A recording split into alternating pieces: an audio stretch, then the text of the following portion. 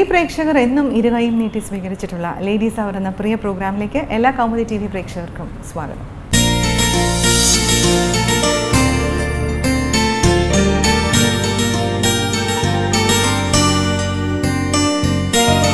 സ്ത്രീ ശാക്തീകരണത്തിന്റെ മഹത്വവുമായി വിവിധ മേഖലകളിൽ പ്രാവീണ്യം തെളിയിച്ചിട്ടുള്ള വനിതകളെ പരിചയപ്പെടുത്തുന്നു smart lady.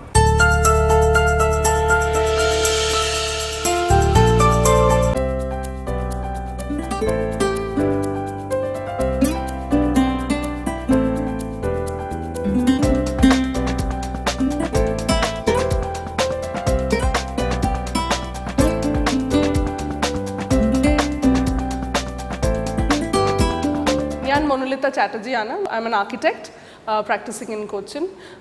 Our organization's name is Raising Our Voices Foundation. Nangalaru gender rights organization Anna. We work on the balance to correct the imbalance of gender that we see around our society. We came together about four years back as a response to the rising violence. Nangalakanda Urubada violence against women and children. Nadakanunda, all of you are aware of all the recent incidents also. Media like everybody is aware of it. So our starting point was that because we felt that to address this violence that we see constantly around us, we need to work on empowering the victims and making them strong so that they can support themselves, and also to make the society aware that violence namakku nirthanam, violence nirtyale, we are actually allowing so many people to come forward and become effective and empowered units of the society.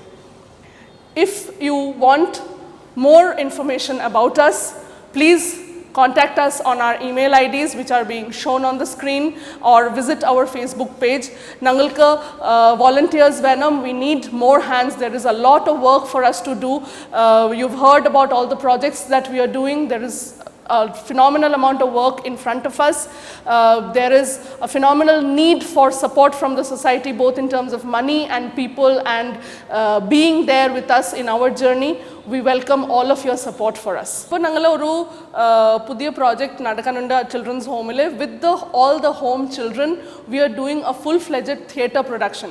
Theatre ഞങ്ങൾ നേരത്തെ workshops ചെയ്തിട്ടുണ്ട്. അവിടെ we found that theatre is a very good psychological therapy for the children. It gives them an avenue for a lot of positive energy outlet, and it teaches them a lot about themselves and their own perceptions and discipline and commitment.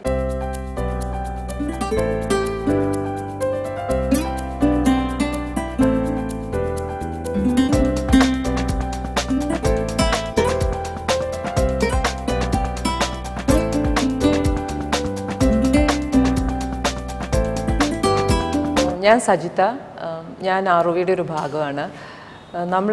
ഞങ്ങൾ children's home, കാക്കനാടിലുള്ള children's ഹോമിൽ ഒരു 4 വർഷമായിട്ട് volunteer ചെയ്യുന്നുണ്ട്. അവിടെ പല രീതിയിലുമാണ് നമ്മൾ intervene ചെയ്യുന്നത്. Mainly medical സൈഡിൽ, എഡ്യൂക്കേഷൻ സൈഡിൽ, പിന്നെ സൈക്കോളജിക്കൽ വെൽബീയിങ്, ഇതെല്ലാം നമ്മൾ ഒരു രീതിയിലല്ല, പല രീതികളിലാണ് നമ്മൾ ഇൻ്റർവീൻ ചെയ്യുന്നത്.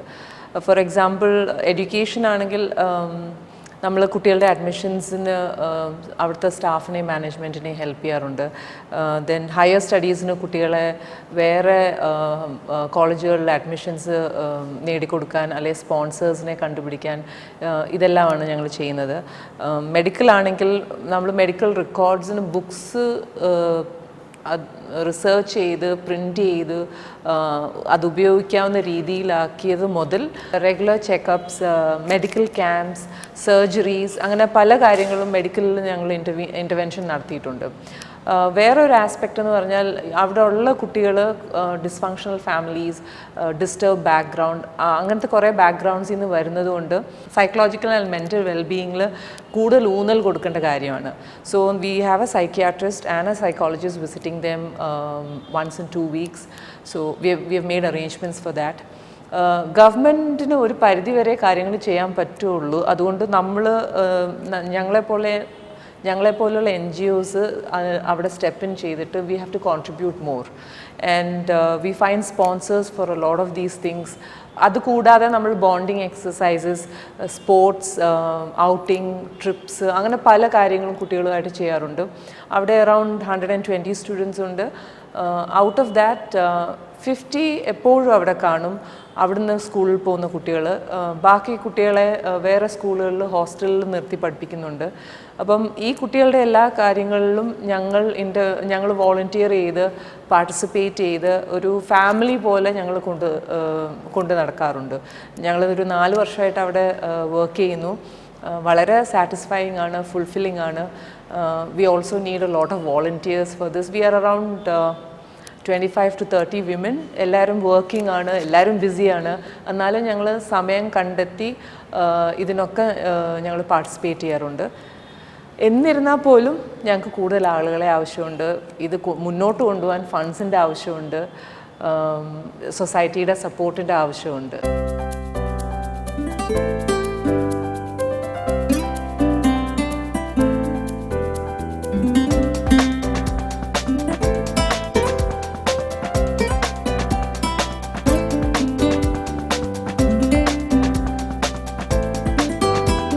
എൻ്റെ പേര് രാജി എന്നാണ്.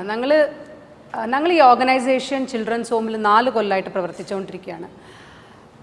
സജിത പറഞ്ഞ പോലെ എഡ്യൂക്കേഷൻ, മെഡിക്കൽ, പിന്നെ സൈക്കാട്രി, അത് അല്ലാണ്ട് ഞങ്ങൾ ഒരുപാട് വേറെ കാര്യങ്ങളും ചെയ്യുന്നുണ്ട് ടു സപ്പോർട്ട് റീഹാബിലിറ്റേറ്റ് ദ ചിൽഡ്രനെ എങ്ങനെയെങ്കിലും സൊസൈറ്റിയിൽ മുന്നോട്ട് കൊണ്ടുവരാൻ വേണ്ടിയിട്ടുള്ള പ്രവർത്തനങ്ങളാണ്. അതിൽ ഇപ്പോൾ ഞങ്ങൾ ഏറ്റവും ഇമ്പോർട്ടൻറ്റ് വിഷയം ഇപ്പോൾ ഏറ്റെടുത്തിരിക്കുന്നത് തെറാപ്പി സെഷൻസാണ്. ഈ സമ്മറിലത്തെ 2 months of drama therapy sessions. എല്ലാ ദിവസവും ഞങ്ങളുടെ ഒരു വോളണ്ടിയർ ചിൽഡ്രൻസ് ഹോം പോയിട്ട് ഈ ഡ്രാമ തെറാപ്പി സെഷൻസ് അവിടെ നടത്തും. അത് കാരണം കുട്ടികൾക്ക് ഒത്തിരി ബെനിഫിറ്റ്, സൈക്കോളജിക്കലായിട്ടും ബാക്കിയുള്ള കാര്യങ്ങളിലും ഒത്തിരി ബെനിഫിറ്റ് ഉണ്ട്. ഇതിനെ ഞങ്ങൾക്ക് സപ്പോർട്ട് ചെയ്യുന്നത് സൂപ്രിൻറ്റൻഡൻറ്റ് ഓഫ് ചിൽഡ്രൻസ് ഹോമും പിന്നെ ചൈൽഡ് വെൽഫെയർ കമ്മിറ്റിയാണ്. ചൈൽഡ് വെൽഫെയർ കമ്മിറ്റി എന്ന് പറഞ്ഞ ഒരു ഓർഗനൈസേഷൻ അവിടെ ഞങ്ങൾക്ക് ഒത്തിരി ഗൈഡൻസും ഒത്തിരി സപ്പോർട്ടും കൊടുക്കുന്ന ഒരു ഓർഗനൈസേഷനാണ്. ഇതല്ലാണ്ട് ഞങ്ങൾ ആ ഹോമിൽ കുട്ടികളുടെ ഡേ ടു ഡേ ആക്ടിവിറ്റീസിലും ഇൻവോൾവ് ആവുന്നുണ്ട്. സജിത പറഞ്ഞ പോലെ സ്പോർട്സിലും ബാക്കിയുള്ള എഡ്യൂക്കേഷൻ്റെ ട്യൂഷൻസിൻ്റെ കാര്യത്തിലും ബാക്കി എല്ലാറ്റിലും ഇൻവോൾവ് ആണ്. അപ്പോൾ ഞങ്ങൾക്ക് ഇത് കൊണ്ട് നടത്താൻ ഞങ്ങൾക്ക് ഒത്തിരി സപ്പോർട്ട് ഈ സൊസൈറ്റി സമൂഹത്തിനടുത്ത് ആവശ്യപ്പെടുന്നുണ്ട്, through sponsorship or through voluntary participation.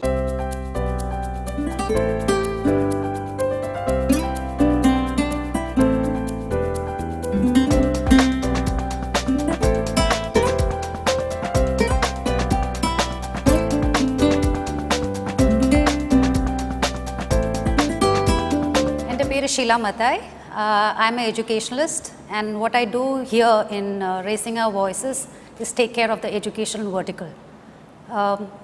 ഇതുവരെ എൻ്റെ ഫ്രണ്ട്സ് പറഞ്ഞ എല്ലാം was about the children's home, the government children's home, where we take care of the children who are the wards of the government. അതല്ലാതെ നമുക്കുള്ള പിള്ളേർ kids who come from poor backgrounds or financially not viable to study further, but they are exceptionally good students. So like we have all heard, educate a boy and you educate a family, and you educate a girl and you educate a nation. So that's what we follow. We are trying to educate as many girl students as possible, and this is only possible through sponsors. The Child Welfare Center, they give us details of few students who need financial aid. They need help with admissions, possibly getting them a good college, and that's where we step in. This is all possible because there are sponsors who step in at the right time, and that's what we do from our side, is bridging the gap between the CWC and the child.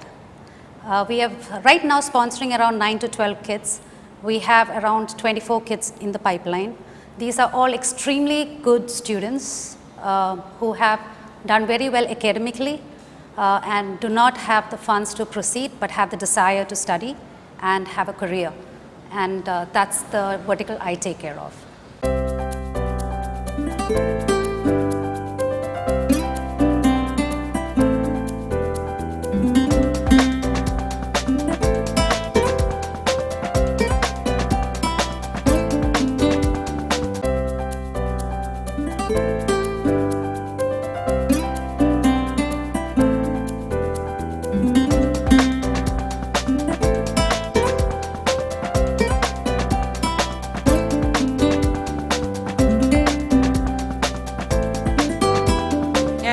Nandini, ഞാനൊരു റൈറ്ററാണ് ഇവിടെ കൊച്ചിയിൽ തന്നെ. നമ്മൾ ഇപ്പം പറഞ്ഞതൊക്കെ mainly children's ഹോമിൽ ചെയ്യുന്ന പണിയും എഡ്യൂക്കേഷൻ ഓറിയൻറ്റഡ് ഇഷ്യൂസാണ്. അതുകൂടാതെ ROV വേറെ പ്രോഗ്രാംസിലും പോകാൻ തുടങ്ങിയിട്ടുണ്ട്. One of the programs we do is AEP or Adolescent Education Program. The idea being to spread awareness, you go to the children themselves. By just dealing with adults, you can only reach so far. സ്കൂൾസിൽ പോയി കുട്ടികളെ educate ചെയ്ത് ജെൻഡറിനെ പറ്റി gender sensitisation ചെയ്യുന്നതൊക്കെ നമ്മളിപ്പോൾ ഏറ്റിരിക്കുകയാണ്. Some schools have started already. Beyond that, we are also working with the domestic violence program, and again holding awareness workshops on this subject. We are also involved with the AHTC, which is the anti-human trafficking cell. That is a collaboration between the law students ROV, the police, and the Advocates Association.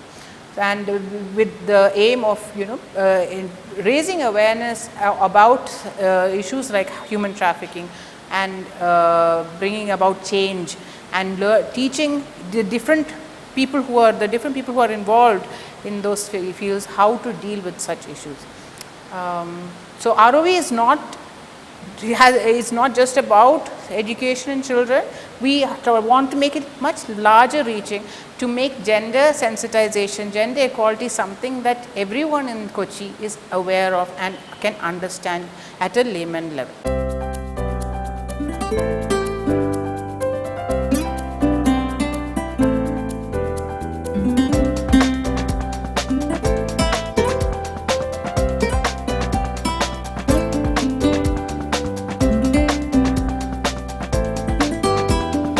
പേര് അർഷ്യ. ഞാൻ ഒരു fashion ഡിസൈനറാണ്. ROV എന്ന് പറഞ്ഞ ഓർഗനൈസേഷനിൽ ഞങ്ങളുടെ main objective എന്ന് വെച്ചാൽ ഒരു സ്ത്രീ മറ്റൊരു സ്ത്രീയെ എങ്ങനെ ഹെൽപ്പ് ചെയ്യും, അതാണ് ഞങ്ങളുടെ മെയിൻ ഒബ്ജക്റ്റീവ്. ഒരു സ്ത്രീക്ക് എത്ര ഈ സൊസൈറ്റിയിൽ കോൺട്രിബ്യൂട്ട് ചെയ്യാം, എങ്ങനെ വേറൊരാളെ എംപവർ ചെയ്യാം, എങ്ങനെ എഡ്യൂക്കേഷനിലും people who are in need അവരെ എങ്ങനെ ഹെൽപ്പ് ചെയ്യാം. സോ ഇതാണ് ഞങ്ങളുടെ മെയിൻ പേർപ്പസ്. ഞങ്ങൾക്ക് മെയിനായിട്ട് വേണ്ടത് ഇനി പുതിയ വോളണ്ടിയേഴ്സ്, പിന്നെ donations, support from y'all. Actually ഇത് ലേഡീസ് നേരമാണ്. സോ ശരിക്കും പറഞ്ഞാൽ ഞങ്ങൾക്ക് നിങ്ങൾ സ്ത്രീകളുടെ സപ്പോർട്ട് ആൻഡ് ഹെൽപ്പ് ആണ് വേണ്ടത്.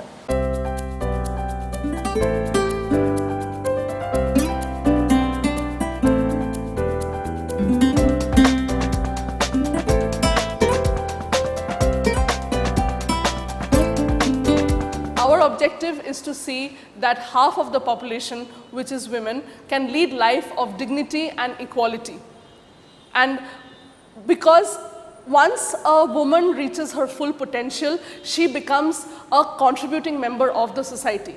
ഇപ്പോൾ already in world bank, in IMF ഞങ്ങൾ എല്ലാവരും ഇപ്പോൾ സംസാരിക്കാനുണ്ട് about the missing women in the economy, and it is actually affecting our GDP. Developing nations like India are missing out almost 21% of their GDP because of women not contributing in the economy. It is very important for us to understand as a society how empowering women can empower the society in general, and not just in terms of social factors but also in terms of economic factors. That is a very crucial point. We are working very intensely on one of our core projects being domestic violence awareness program, because we found that this domestic violence is something which is occurring all around us. So we have been liaisoning with the police and the social welfare department to form counseling groups, to form support systems for the police such that victims can be supported and enabled to seek justice and to seek a life which is without the violence. That is a core project which we are working on right now, and we have already had several sessions with the Kerala police, and Vanita Police has even asked us to set up counseling sessions for them to help them counsel victims to address the problems that victims face. There is a lot of gaps in the system set out by the government, so we are trying to kind of bridge the gaps in between. That is one of the things that we are doing.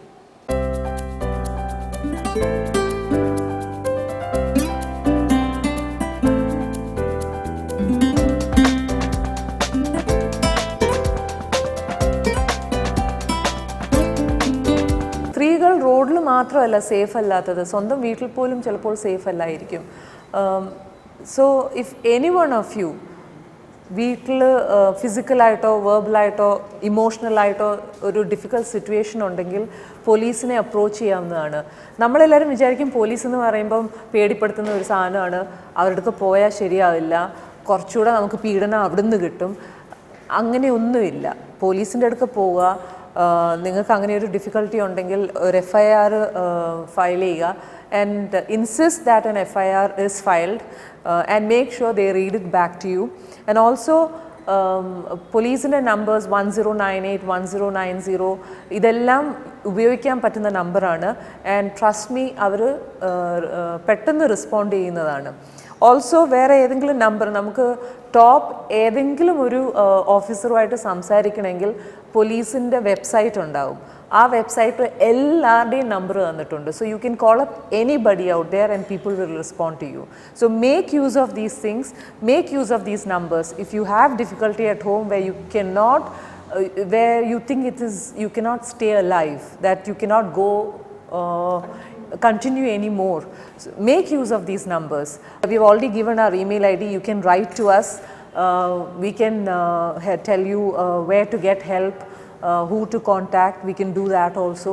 So if you are in difficulty, please do call these numbers. Please do go to the police website, and they have all the numbers you can contact. Top officials, your closest police stations, all these numbers are there. Please make use of it. We are always there to guide you with it. Don't think you are alone in it. There will be somebody to support you. Thank you.